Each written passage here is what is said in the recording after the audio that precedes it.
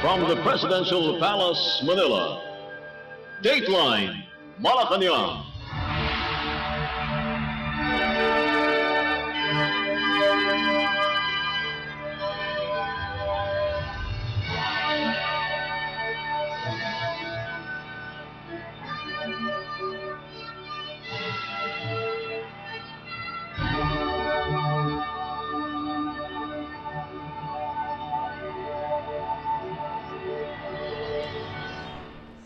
Good day.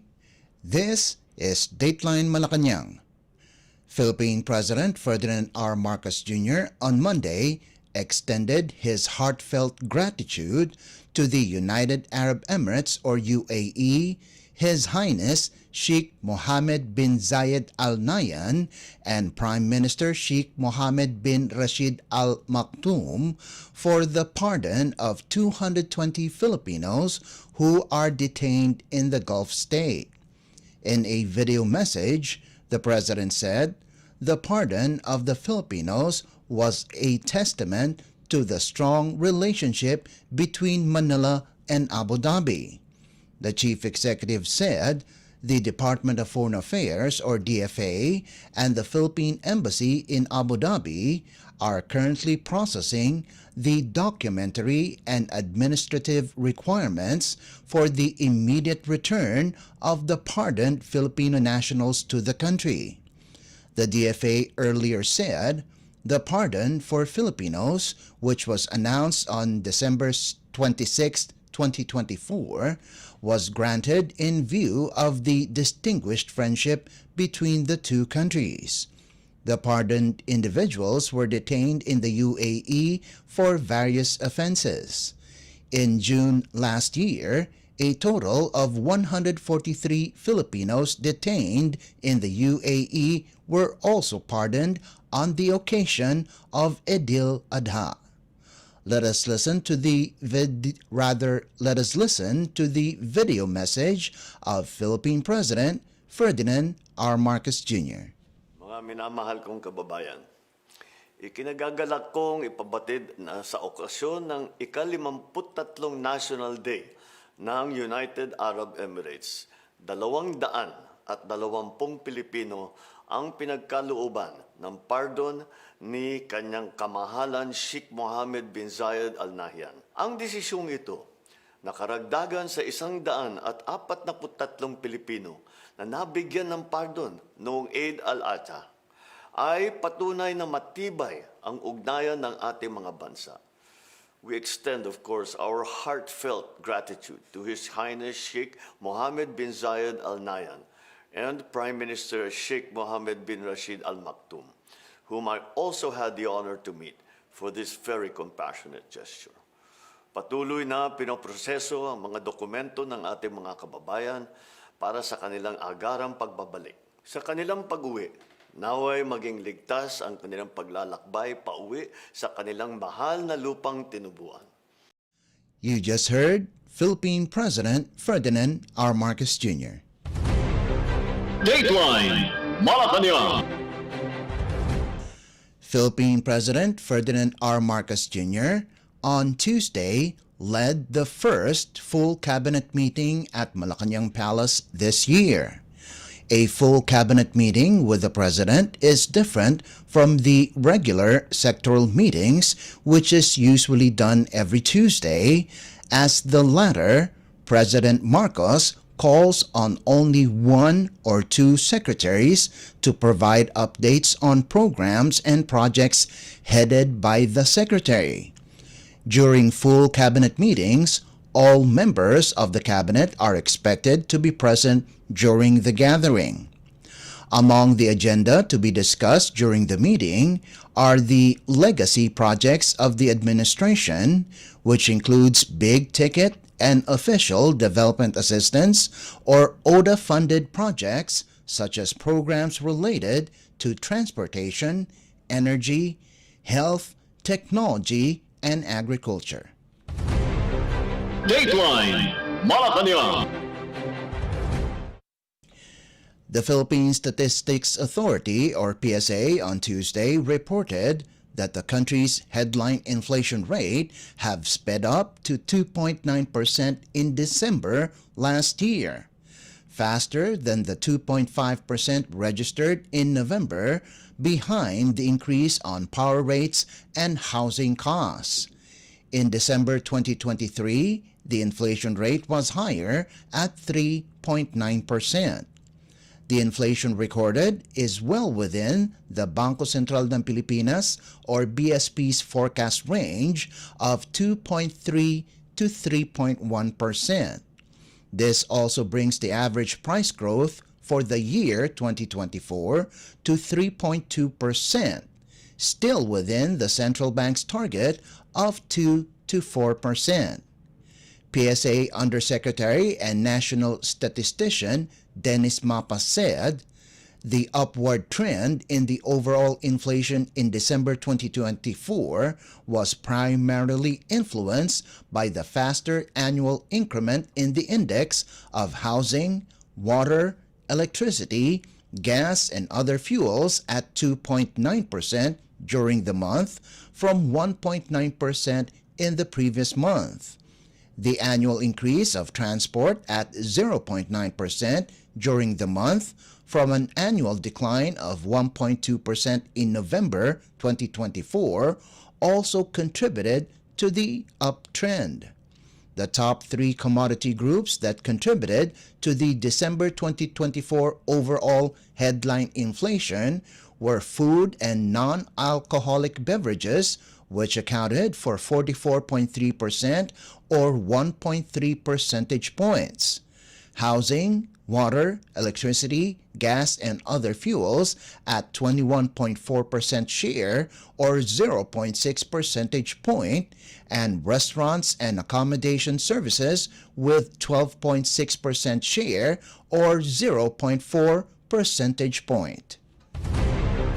Dateline Malacañang.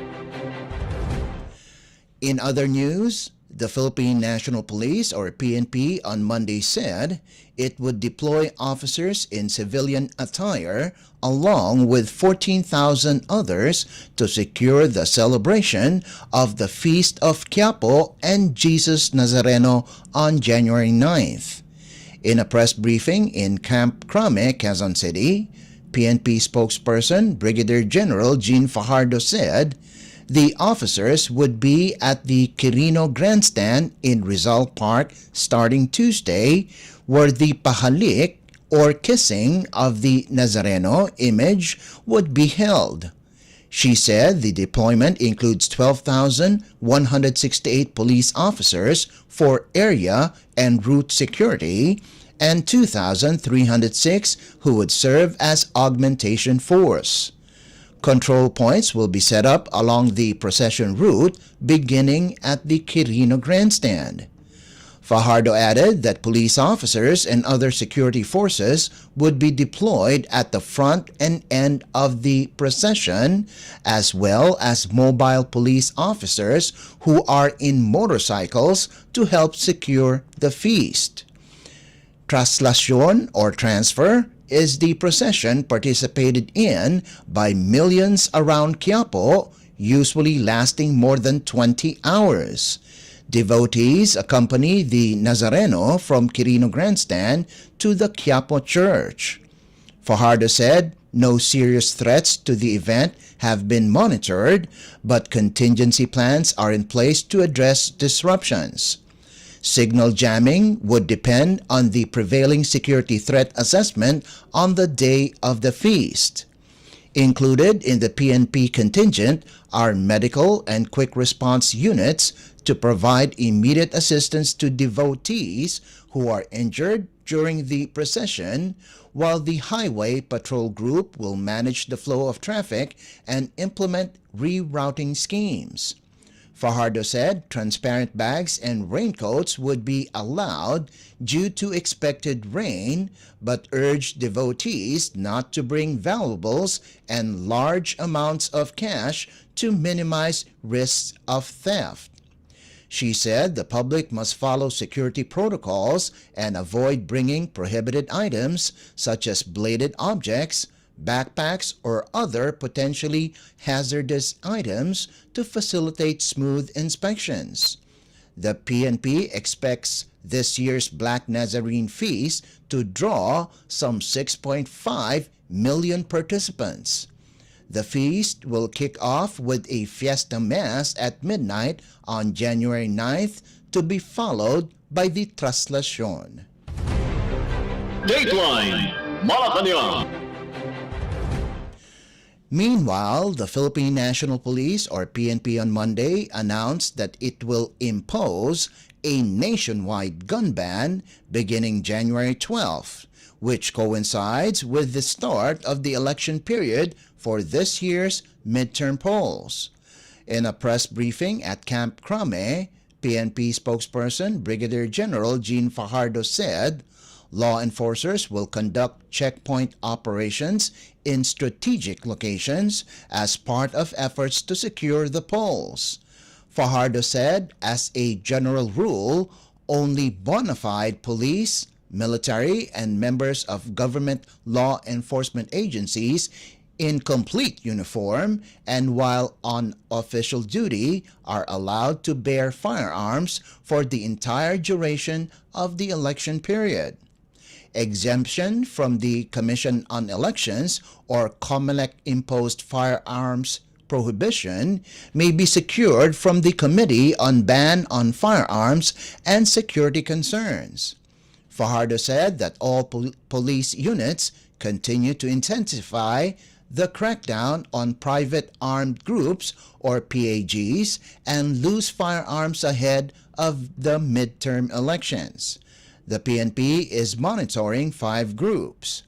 From January to November 2024, the PNP reported arresting 8,628 for violating Republic Act or RA 10591 or the Comprehensive Firearms and Ammunition Regulation Act. During this period, 25,240 firearms were either confiscated, recovered, or surrendered, while 9,932 firearms were turned over for safekeeping. The highest number of arrests for firearms law violations was recorded by the National Capital Region Police Office or NCRPO with 2,033 arrests, followed by Police Regional Office or PRO Central Luzon with 979 and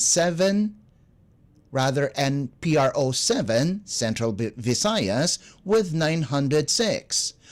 On confiscated or surrendered firearms, PRO 7 led with 3,951 cases, followed by PRO 6 or Western Visayas with 3,023 and NCRPO with 2,175.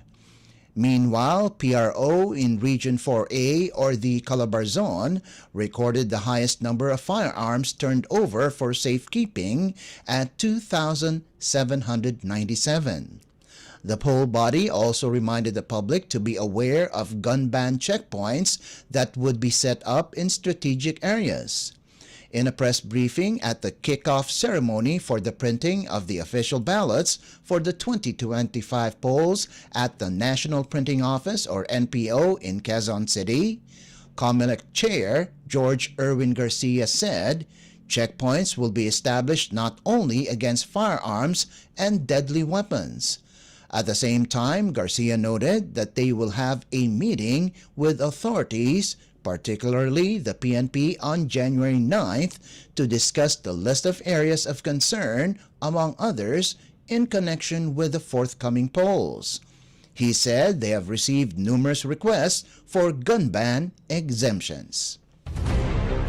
Dateline Malacañang.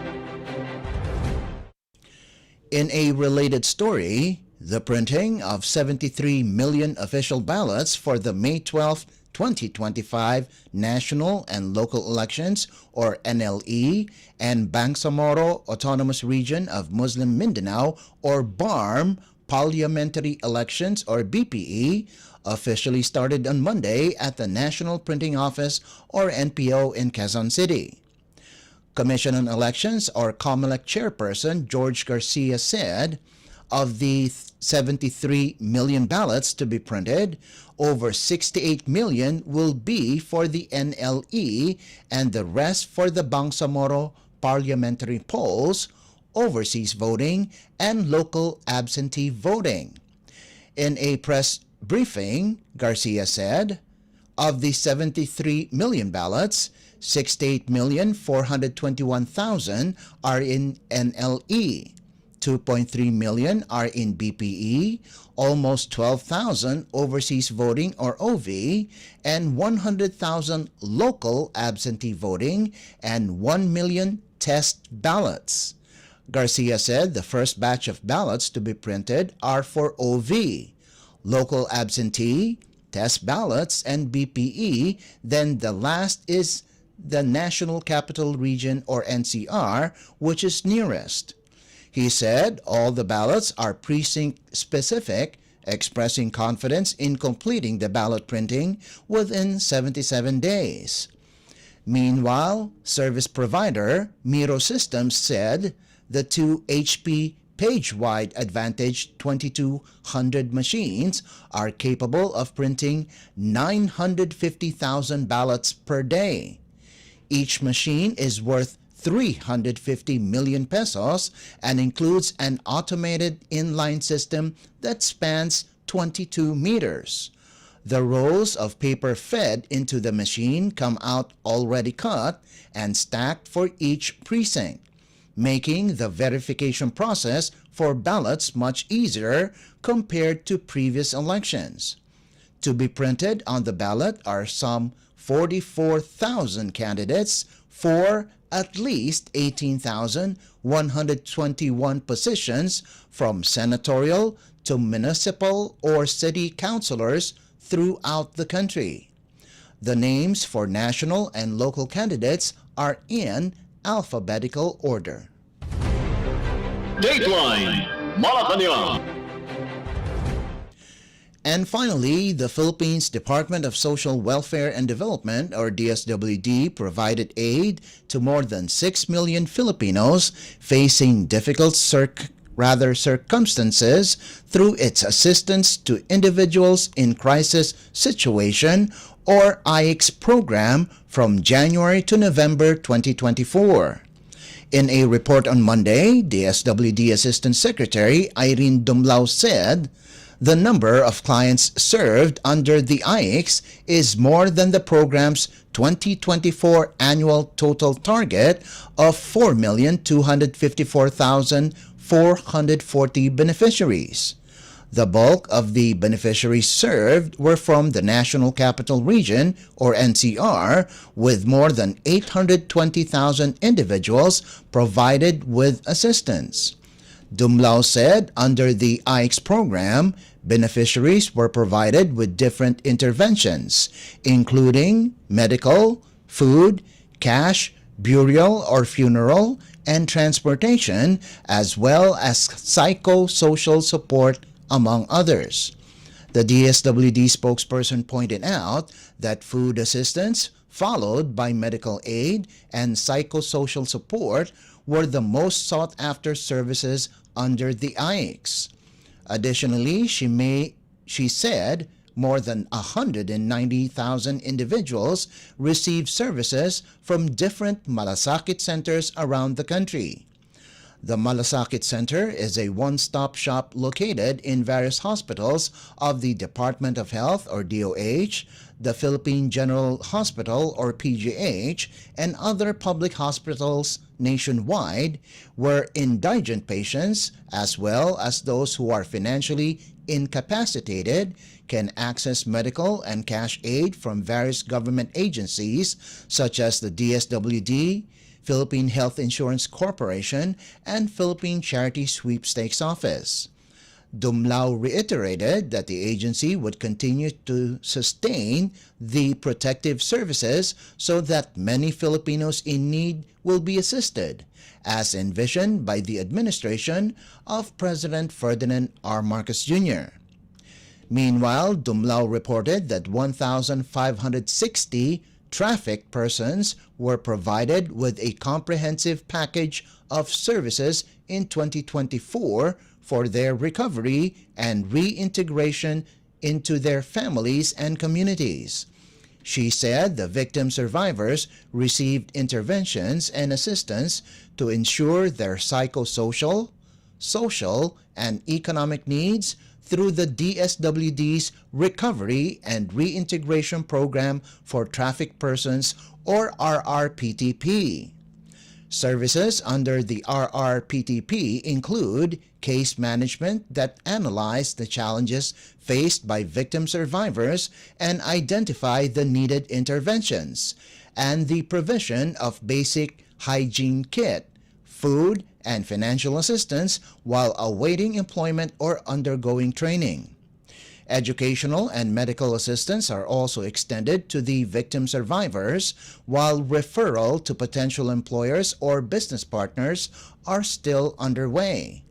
She said cases of trafficking in persons include forced labor, sexual exploitation, prostitution, illegal recruitment, child trafficking, and repatriation. Dateline Malacañang.